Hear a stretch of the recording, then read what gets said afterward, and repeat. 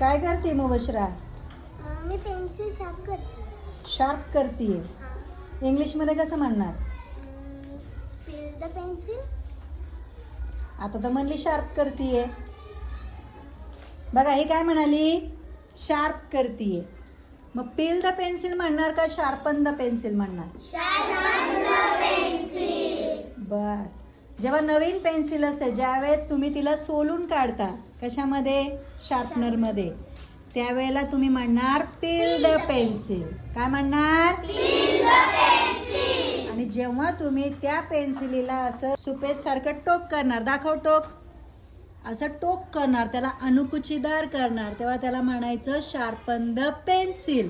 काय म्हणणार? Sharpen the pencil. दोन्ही मधला फरक कळला? हो. पेन्सिलला टोक करणे म्हणजे शार्पन द पेन्सिल का पील द पेन्सिल, हे महत्वाचं आहे.